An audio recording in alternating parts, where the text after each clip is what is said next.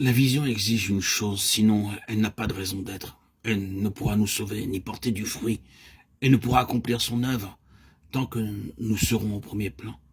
La vision requiert l'absolue élimination du moi. Si vous ou moi voulons nous imposer dans la vision, nous la rendrons inopérante et inefficace. Nous devons prendre notre place aux côtés de Jérémie. Imaginons-nous disant au prophète, tu peux prophétiser, tu peux implorer, tu peux t'attrister, tu peux souffrir intensément jusqu'à la fin de tes jours, mais tu ne verras jamais aucun fruit. Maintenant, Jérémie, que vas-tu faire? Et c'est ici le test. Jérémie était promis un échec. Le ministère de Jérémie était voué à être le plus impopulaire de son temps. Ce prophète ne fut écouté par personne. Et après de nombreuses années des pires souffrances, tout ce qu'il pouvait espérer voir était l'accomplissement de ses prophéties les plus sombres. Quant aux fruits de son ministère envers l'Éternel, il n'en vit jamais aucun. Et si Jérémie avait pris position pour sa propre justification et celle de son ministère, s'il s'était imposé dans la volonté divine, il n'aurait pas pu supporter le fardeau qui était le sien. Il est excessivement difficile de prendre et de garder ce genre d'attitude, car il est possible que nous ne voyions pas le fruit de ce à quoi nous avons été appelés. Tout ce pourquoi nous avons souffert, ce pourquoi nous avons pris position, notre témoignage ne portera peut-être pas de fruit pendant notre vie. Bien qu'il y aura du fruit un jour, selon la fidélité du Seigneur, nous-mêmes demeurerons impopulaires et discrédités. C'est ici le test du moi par rapport à la vision, et c'est une épreuve considérable. Nous devons faire face à cette épreuve maintenant. Sommes-nous prêts à aller jusqu'au bout des choses, sans raisonner sur quoi que ce soit, étant simplement fidèles, et acceptant même de mourir sans avoir aucune connaissance d'un résultat? Sommes-nous prêts, sachant que si nous avions pris une autre voie, nous aurions mis en péril le but de notre appel, et aurions enfreint ce qui était cher au Seigneur en nous? Sommes-nous prêts à ne rien voir du fruit de notre labeur, à n'avoir aucune place de choix, à n'avoir aucune reconnaissance, et demeurer fidèles? Voyez-vous, la vraie vision a de telles exigences sur nous. La véritable vision est une chose des plus exigeantes. Pour la plupart des chrétiens, surtout les plus jeunes, le mot vision veut dire qu'ils sont au centre des intérêts de Dieu, que nous participons de nous-mêmes à l'accomplissement des agissements divins.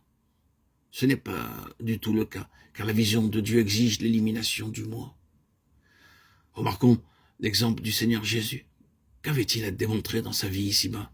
Vous voyez l'apôtre Paul, après une longue vie de service et de souffrance, en prison, s'est converti qui lui devait tout ce qu'ils étaient devenus spirituellement, se détournèrent de lui.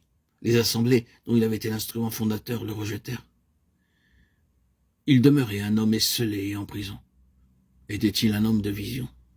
Le Seigneur Jésus était-il un homme de vision? Avait-il raison?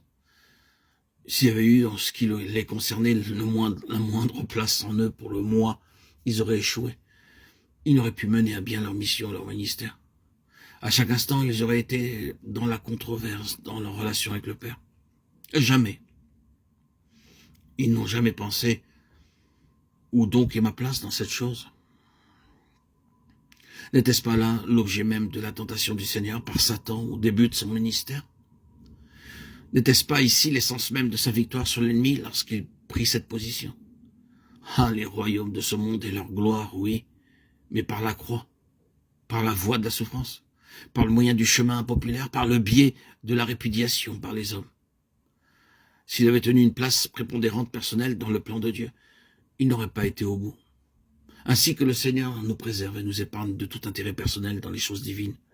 Frères et sœurs en Christ, mes chers amis auditeurs, auditrices, cet égocentrisme qui détruit la vision et qui nous mène indubitablement à la déperdition spirituelle puisse ne pas agir sur nous. Que toute notre vie soit portée, centrée vers le Seigneur et non plus sur nous-mêmes. Que le moi soit anéanti, dissous en Christ, par Christ et pour Christ, qui convertit nos cœurs jour après jour. Laissons le Seigneur agir en nous, afin que cette vision puisse nous être révélée et que nous puissions la porter